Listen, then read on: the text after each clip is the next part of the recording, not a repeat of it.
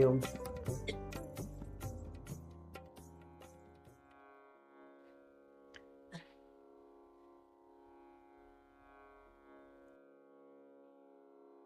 കേട്ട ദോഹ നമ്മൾ നമ്മുടെ സ്വന്തം ധാമത്തിലേക്ക് തിരിച്ചു പോകണം എന്ന് ഉദ്ഘോഷിക്കുന്ന ഒരു ദോഹയാണ്. പൊതുവെ ഈശ്വരൻ എന്നിലുണ്ട് എന്നൊക്കെ നമ്മൾ കേട്ടിട്ടുണ്ട്. തത്വമസി ഇതെല്ലാം നമ്മൾ ഇഷ്ടം പോലെ കേട്ടിട്ടുണ്ട്. എന്നിൽ തന്നെയാണ് ഈശ്വരൻ എന്നെല്ലാം കേട്ടിട്ടുണ്ട്. അത് നമുക്കറിയാം. ആശയപരമായി നമുക്കൊരു സംശയവുമില്ല, നമ്മളിൽ തന്നെ ഉണ്ട്. പക്ഷേ അനുഭവപ്പെടുന്നുണ്ടോ എന്ന് നോക്കുമ്പോഴാണ് ആശയവും അനുഭവവും ചേരുന്നില്ല. അനുഭവം, ഒരാൾക്ക് ആശയമില്ലെന്ന് വിചാരിക്കുക, പക്ഷെ അനുഭവമുണ്ട്. അത് എത്രയോ ശ്രേഷ്ഠമാണ്. എന്നാൽ മറ്റൊരാൾക്ക് ഒരു ആശയം ഉണ്ടെന്ന് വിചാരിക്കുക, അനുഭവമില്ല. അപ്പം എന്തായിരിക്കും അവസ്ഥ?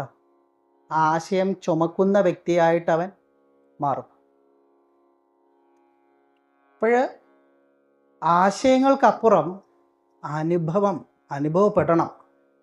അതിനാണ് ഈ സാധനങ്ങളെല്ലാം ചിട്ടപ്പെടുത്തിയിരിക്കുന്നത്. അനുഭവത്തിലോട്ട് അത് നമുക്ക് കിട്ടണം. ഇതെങ്ങനെ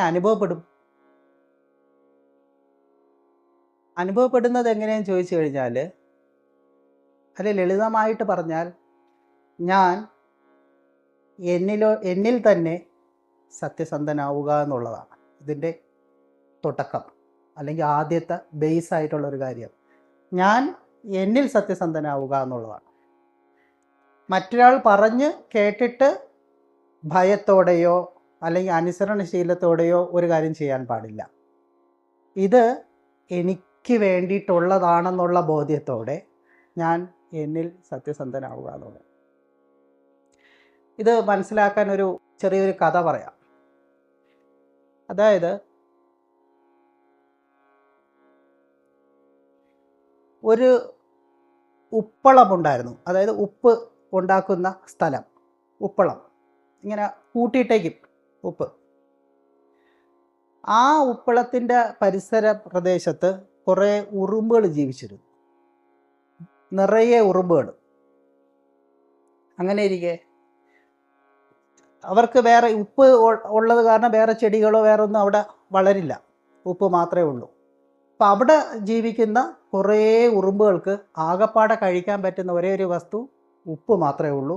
ഈ ഉപ്പ് കഴിച്ചാണ് ഇങ്ങനെ വളരുന്നത്.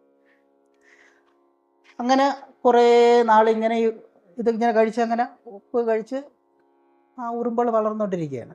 അങ്ങനെ ഇരിക്കെ അന്യദേശത്തിൽ നിന്ന് മറ്റൊരു ഉറുമ്പ് ആ സ്ഥലത്തെത്തി. അങ്ങനെ ഈ ഇവിടുത്തെ ഉറുമ്പും അന്യദേശത്തിൽ നിന്ന് വന്ന ഒരു ഉറുമ്പും പരസ്പരം അങ്ങോട്ടും ഇങ്ങോട്ടും സംസാരിക്കുകയാണ്. അപ്പോൾ അന്യദേശത്തിൽ നിന്ന് വന്ന ഉറുമ്പ് ചോദിക്കുന്നു, എനിക്ക് വിശക്കുന്നല്ലോ, എന്തെങ്കിലും ഉണ്ടോ എന്ന് ചോദിച്ചു. അപ്പോൾ ഉറുമ്പ് പറഞ്ഞു, ഇതാ കുന്ന് കൂട്ടിയിട്ടേക്കുന്നില്ല ഉപ്പ്, നമുക്ക് എത്ര തലമുറ വേണമെങ്കിലും കഴിക്കാനുള്ള ഉപ്പ് ഇവിടെ ഉണ്ട്. അത് ഉപ്പെന്നൊന്നും ആ ഉറുമ്പിനറിയില്ല, ഭക്ഷണം അവിടെ ഉണ്ടെന്ന് പറഞ്ഞു. അപ്പോൾ ഈ വന്ന ഉറുമ്പ് അതൊന്ന് ടേസ്റ്റ് ചെയ്ത് നോക്കിയപ്പോൾ ഇത് കഴിക്കാൻ പറ്റുന്ന ഒന്നല്ല. അപ്പോൾ ഇത് എങ്ങനെ കഴിക്കും, ഇത് നമ്മുടെ ഭക്ഷണം അല്ലല്ലോ എന്ന് പറഞ്ഞു. അപ്പോഴാ ഉറുമ്പ് പറഞ്ഞു, ഇത് കഴിച്ചുകൊണ്ടാണ് നമ്മൾ തലമുറകളായിട്ട് ജീവിച്ചുകൊണ്ടിരിക്കുന്നത് എന്ന് പറഞ്ഞു. അപ്പോൾ ഇതിൽ നിന്നും നല്ല ഭക്ഷണം വേറെ ഉണ്ട് എന്ന് പറഞ്ഞു. അപ്പോൾ ഇത് ആരും അംഗീകരിക്കില്ല, ഈ ഉറുമ്പ് അംഗീകരിക്കില്ല. നമ്മൾ തലമുറകളായിട്ട് കഴിക്കുന്ന ഭക്ഷണം ഇതാണ്, അപ്പോൾ ഇത് തന്നെയാണ് ഭക്ഷണം, ഇതല്ലാതെ വേറൊരു ഭക്ഷണം ഇല്ല എന്ന് തീർത്തും അങ്ങ് പറയുകയാണ്.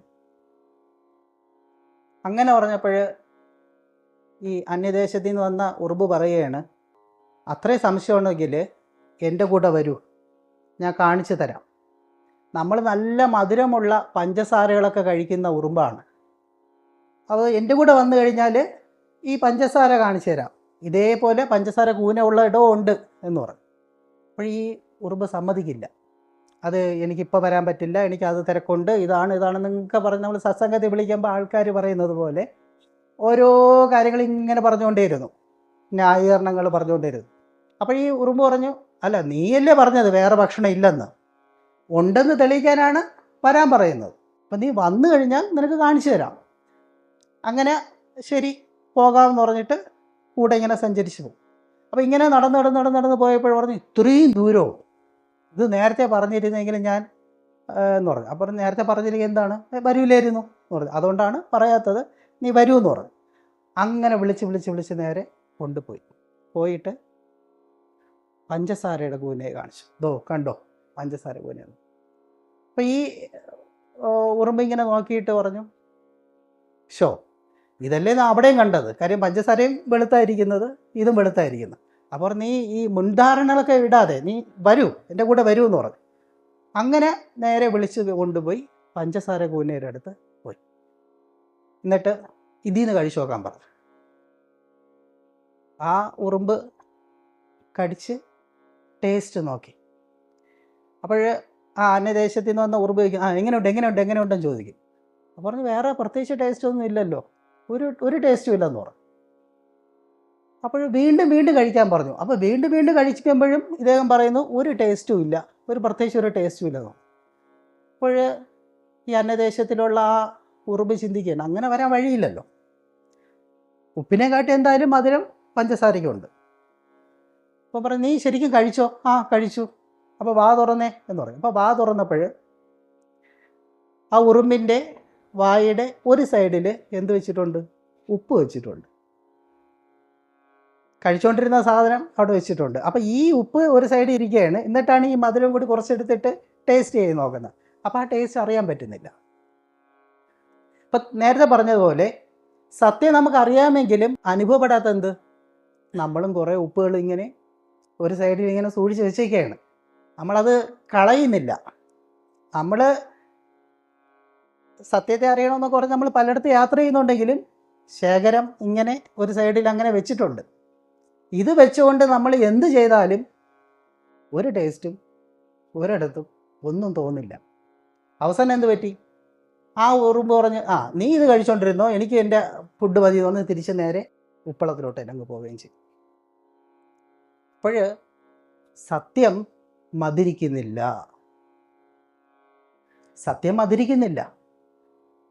എന്താണോ വാസന അതനുസരിച്ചായിരിക്കും അവനിലുള്ളിലുള്ള സത്യത്തിൻ്റെ അനുഭവം. അത് സത്യത്തിൻ്റെ പ്രശ്നമല്ല. അവിടെയൊക്കെയാണ് ശരിയായ നിരീക്ഷണം ഒരു സാധകന് വേണമെന്ന് പറയുന്നത്. ആരെ നിരീക്ഷിക്കാനാണ്? ഈശ്വരനെ നിരീക്ഷിക്കുകയൊന്നും വേണ്ട. ഞാൻ എന്നെയാണ് നിരീക്ഷിക്കേണ്ടത്, എന്നിലാണ് നിരീക്ഷിക്കേണ്ടത്. എന്നെ നിരീക്ഷിക്കുമ്പോൾ എന്ത് പറ്റുന്നു, എന്നിൽ ആവശ്യമില്ലാത്ത ചില ഘടകങ്ങളുണ്ട്, യവൻ തല പൊക്കാതിരിക്കും. ഇത് തല പൊക്കുമ്പോഴെന്ത് പറ്റുന്നു, സത്യത്തെ അറിയാൻ പറ്റില്ല. സത്യം അവിടെ ഉണ്ട്, നമ്മളിൽ പ്രകാശം ചൊരിഞ്ഞുകൊണ്ട് ആ സത്യം ഉണ്ട്. പക്ഷേ നിരീക്ഷണമില്ലാത്തത് കാരണം, ഇപ്പം ഇങ്ങനെ പൊതുവെ പറയും, നമ്മൾ കുട്ടിക്കാലത്ത് രാമാന്നും കൃഷ്ണ എന്നൊക്കെ പറഞ്ഞ് നമ്മൾ ജപിക്കാൻ ഓരോ കാര്യങ്ങളൊക്കെ നമ്മളെ വീട്ടുകാർ അല്ലെങ്കിൽ നമ്മുടെ സമൂഹം നമുക്ക് പറഞ്ഞു തരുന്നുണ്ട്. എന്തിനാണ് ഈ ജപങ്ങളെല്ലാം വെച്ചിരിക്കുന്നത്?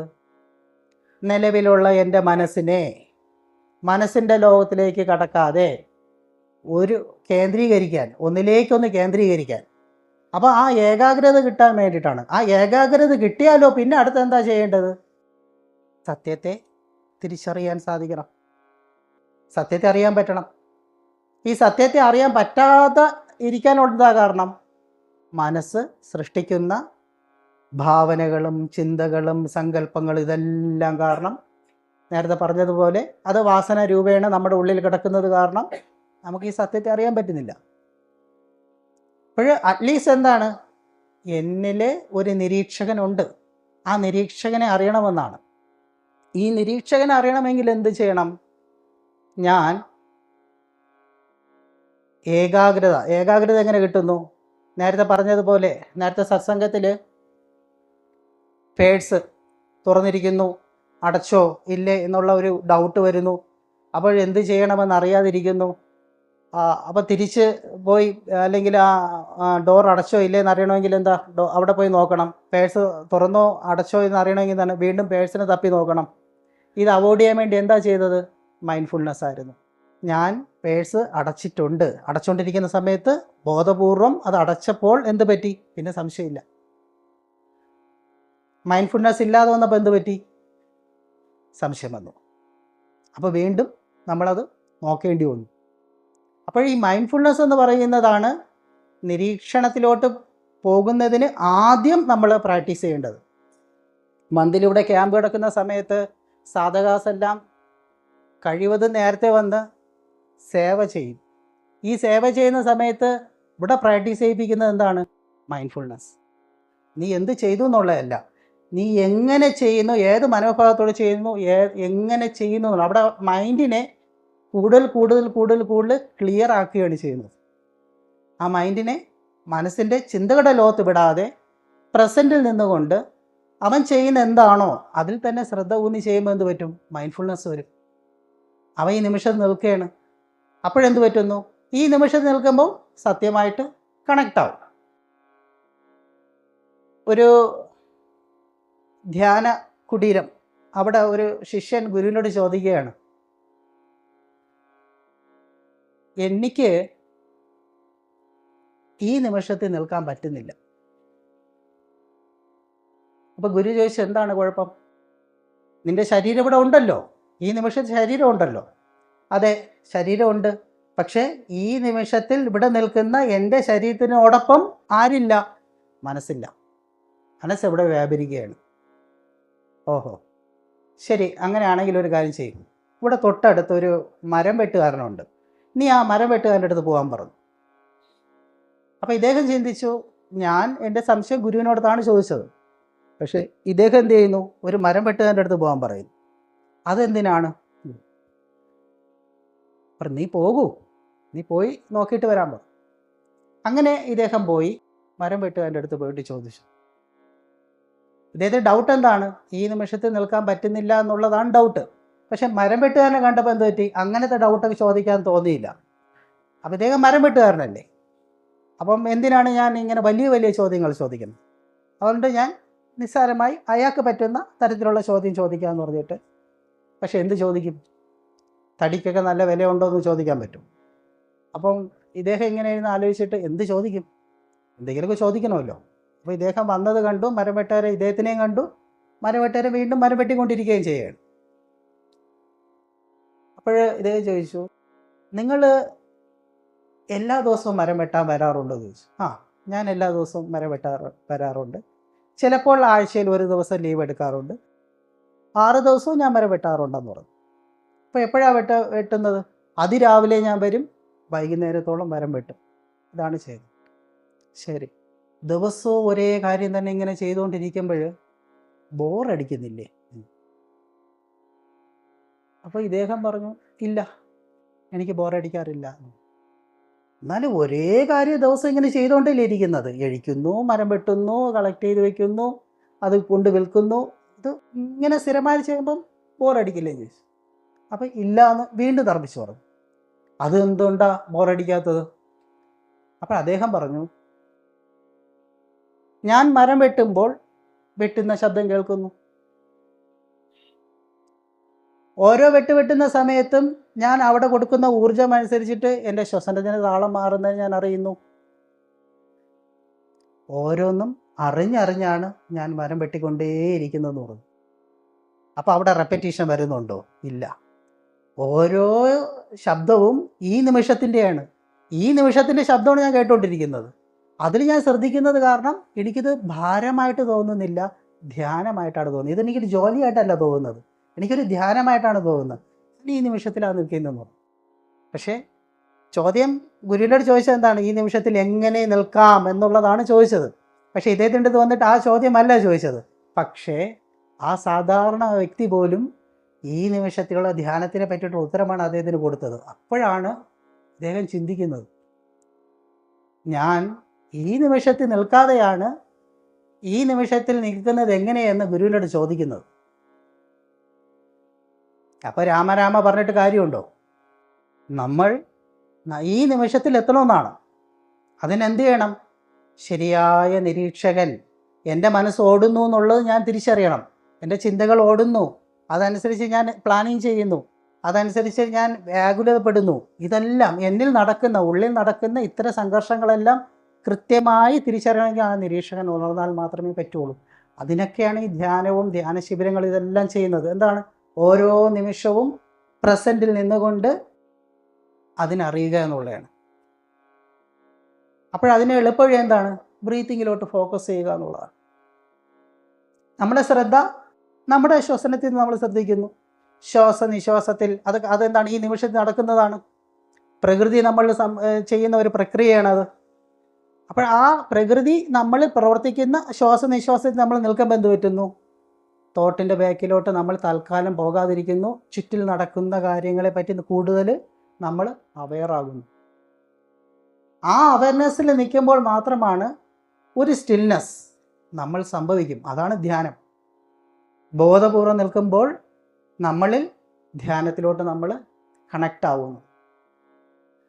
ഇപ്പം നമ്മുടെ ക്യാമ്പുകളിൽ മൊത്തത്തിൽ ഈ നിമിഷത്തിൽ നിലനിൽക്കാൻ വേണ്ടി നമ്മളെ പോലും അറിയാതെ, ഫോഴ്സ്ഫുൾ അല്ലാതെ, എന്നാൽ നമ്മൾ ഗ്രാജ്വലി നമ്മൾ ഈ നിമിഷത്തിൽ തന്നെ ഇങ്ങനെ കണക്ട് ചെയ്ത് നിർത്തി ആ സ്റ്റിൽനെസ്സിലോട്ട് നമ്മൾ കണക്റ്റ് ആവുന്നു. അപ്പോഴെന്താണ്? എന്താണോ നാം അതായി നമ്മൾ നിൽക്കും. അവിടെ മനസ്സിൻ്റെ സ്വാധീനം ഇല്ല. ഇപ്പോഴും നമ്മളൊരു മ്യൂസിക് കേൾക്കും, അല്ലെങ്കിൽ ഇപ്പോൾ ഒരു ഭജന കേൾക്കും. ആ ഭജന നേരത്തെ പറഞ്ഞതുപോലെ ഈ നിമിഷത്തിൽ നിന്നുകൊണ്ട് ആ ഭജന ആസ്വദിച്ചുകൊണ്ടിരിക്കുക. എന്താണോ ആ ഭജന നമ്മൾ കേട്ടുകൊണ്ടിരിക്കുക. വേറെ ഒന്നും അതിനെപ്പറ്റി ചിന്തിക്കാൻ പോകരുതല്ലേ.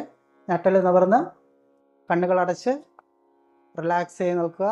ദീർഘമായ ഒരു ശ്വാസം എടുത്ത് സാവകാശം നിശ്വസിക്കുക. സ്വന്തം ബ്രീത്തിങ്ങിൽ തന്നെ അവെയറായിരിക്കും.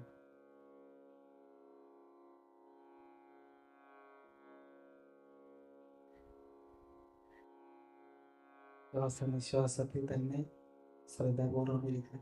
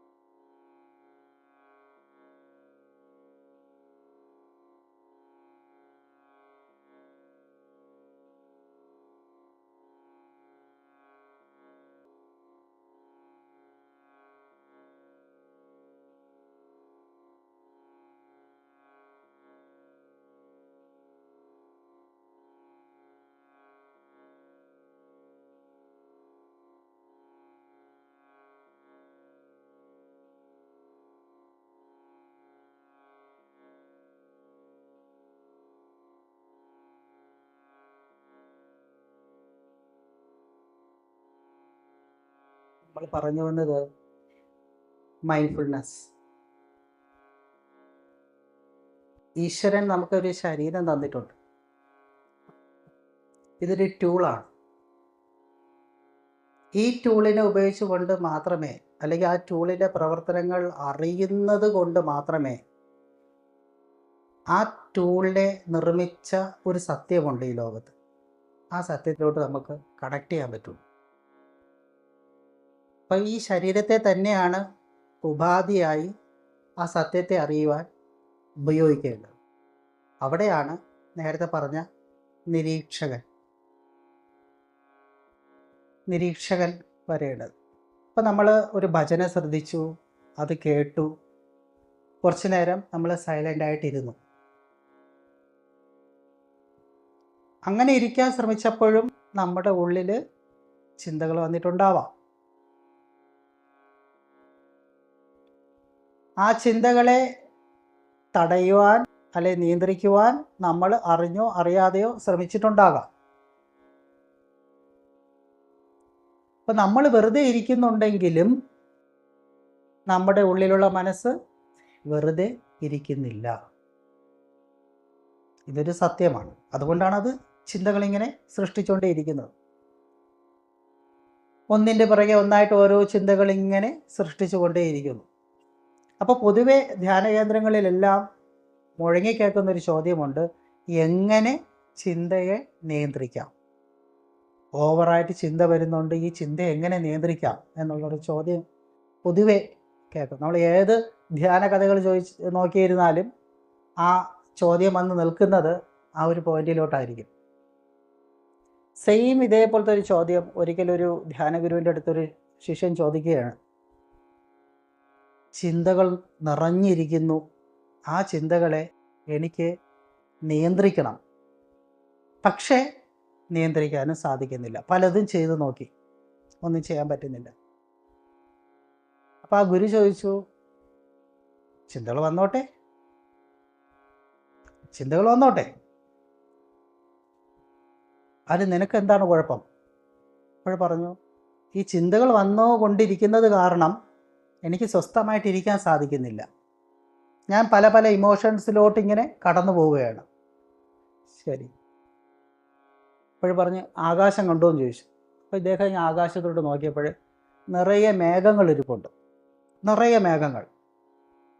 എന്നിട്ട് ആ ഗുരു പറഞ്ഞു, ഈ മേഘങ്ങളെ നിനക്ക് ചലിപ്പിക്കാൻ പറ്റുമോ എന്ന് ചോദിച്ചു. അപ്പോൾ ഇദ്ദേഹം ആകാശത്തോട് നോക്കിയിട്ട് പറഞ്ഞു, അത് ചലിപ്പിക്കാൻ എന്നെ കൊണ്ട് പറ്റില്ല. ശരി, നിശ്ചലമാക്കാൻ എന്നെ കൊണ്ട് പറ്റുമെന്ന് ചോദിച്ചു. അപ്പോഴും ഇദ്ദേഹം നോക്കിയിട്ട് പറഞ്ഞു, നിശ്ചലമാക്കാൻ എന്നെ കൊണ്ട് പറ്റില്ല. അപ്പോൾ ഈ ഗുരു ചോദിച്ചു, അതിൻ്റെ ആ മേഘം ചലിക്കുന്നതും അല്ലെങ്കിൽ നിശ്ചലമായി ഇരിക്കുന്നതും അല്ലെങ്കിൽ മേഘമേ അവിടെ ഇല്ലാത്ത അവസ്ഥ വരുന്നതും ആര് ചെയ്തിട്ടാണെന്ന് ചോദിച്ചു. അപ്പം അത് സ്വാഭാവികമായിട്ടും അവിടെ വന്നു നിൽക്കുന്നു, അത് പോകുന്നു. അത് സ്വാഭാവികമായിട്ട് ആരും മാറ്റണ്ട, നിർത്തണ്ട, അവിടെ സൃഷ്ടിക്കുകയും വേണ്ട, അത് സ്വാഭാവികമായിട്ട് അവിടെ സംഭവിക്കുകയാണ്. അപ്പം അത് വന്ന് നിന്ന് പോയി. അപ്പോഴും പിന്നെ അവിടെ എന്താ ഉള്ളത്? ആകാശം മാത്രമേ ഉള്ളൂ. അതേപോലെ നീയും ഒന്ന് ശ്രമിച്ചൂടെ? ആ മേഘങ്ങൾ വന്ന് ചലിക്കുന്നു, നിൽക്കുന്നു, അത് പോകുന്നത് പോലെ നിന്നിലും ചിന്തകൾ വരും, നിൽക്കും, അത് പോകും. പക്ഷെ പോകണമെങ്കിൽ എന്ത് ചെയ്യണം? നിരീക്ഷകൻ ഉണർന്നാലേ ചിന്ത പോവുള്ളൂ. നിരീക്ഷകൻ ഉണർന്നില്ലെങ്കിൽ എന്ത് പറ്റും? നമ്മൾ തന്നെ ആ ചിന്തയെ സൃഷ്ടിക്കും, നമ്മൾ തന്നെ പിടിച്ചു വെച്ചുകൊണ്ടിരിക്കും, ആ ചിന്തയോടൊപ്പം നമ്മളത് പോകും. അപ്പം നിരീക്ഷകൻ അവിടെ ഉണർന്നാൽ എന്ത് പറ്റും? എങ്ങനെയാണോ ആ മേഘം ആകാശത്തെ സ്പർശിക്കാതെ, അവിടെ നിറയെ മേഘങ്ങളുണ്ട്, ചലിക്കുന്നുണ്ട്, സൃഷ്ടിക്കപ്പെടുന്നുണ്ട്, പോകുന്നുണ്ട്, പക്ഷെ ആകാശം അതേപോലെ ഇതിന് ഒരു ഒട്ടലില്ലാതെ നിൽക്കുകയാണ്. അപ്പോൾ നിരീക്ഷകൻ ഉണരുമ്പോൾ എന്താ ശരിക്കും സംഭവിക്കുന്നത്? ആകാശത്തെ പോലെ ആകും. ആകാശം എന്താണ്? അനന്തമായ ഒന്നാണ്. നമ്മളും എന്താണ്? ആ സത്യമായ അനന്തമായ ഒന്നാണ് നമ്മളും. പക്ഷേ ഈ മേഘത്തെ പോലെ, ആകാശവും മേഘവും തമ്മിലുള്ള ബന്ധം പോലെ ആയിരിക്കണം നമ്മളും നമ്മുടെ ഉള്ളിൽ നടക്കുന്ന ചിന്തകളും. നിരീക്ഷകൻ ഉണർന്നാൽ മാത്രമേ ഈ പറയുന്ന ഇത് ഒട്ടലില്ലാതിരിക്കാൻ പറ്റുള്ളൂ. അതല്ലെങ്കിൽ എന്ത് പറ്റുന്നു? ഇതെല്ലാം ഒട്ടി ഒട്ടി ഒട്ടി അത് ചിന്ത നമ്മളിലൊട്ടും. അവസാനം എന്ത് പറ്റും? ഈ ചിന്ത നമ്മൾ ഒട്ടിയിരിക്കുമ്പോഴെന്ത് പറ്റും? നമ്മൾ തൊടുന്ന സാധനങ്ങളെല്ലാം നമ്മളിൽ കൂട്ടും. അവസാനം ഒട്ടി ഒട്ടിയിരിക്കും, മുന്നോട്ട് പോകാൻ പറ്റില്ല. അപ്പം ധ്യാനിക്കുന്നത് നിലവിലുള്ള എന്നിലെ സത്യത്തെ അറിയാനാണ്. എന്നിൽ ചിന്ത വരുന്നു എങ്കിൽ അതൊരു സത്യമാണ്, അതിനെനിക്ക് അക്സെപ്റ്റ് ചെയ്യാൻ പറ്റണം. അതിനെ എന്ത് ചെയ്യണ്ട? നിർബന്ധിതമായി അതിനെ ഓട്ടിക്കാനോ തടയാനോ ഒന്നും പോകണ്ട. പക്ഷേ നിരീക്ഷകനെ ഉണർത്തണം. നിരീക്ഷകനെ ഉണർത്തിയാൽ ഇതൊന്നും ചെയ്യണ്ട, ഓട്ടിക്കാൻ വേണ്ട, തടയുകയും വേണ്ട, പക്ഷേ ഇത് അപ്രത്യക്ഷവും. അതാണ് ഈ ധ്യാനത്തിൽ നിരീക്ഷണത്തിന് ഇത്രമാത്രം പ്രാധാന്യമുണ്ടെന്ന്. അപ്പോൾ ഇതിങ്ങനെ തിയറിറ്റിക്കലി പറഞ്ഞിട്ട് കാര്യമില്ല, അത് നമ്മളിങ്ങനെ പ്രാക്ടിക്കലായിട്ട് ഇങ്ങനെ ഓരോ ഇതിലോട്ട് കടന്ന് പോകുമ്പോൾ നമുക്കത് അനുഭവിക്കാൻ പറ്റും. എന്തായാലും നമുക്ക് ആ ഒരു സെക്ഷനിലോട്ട് പോകാം.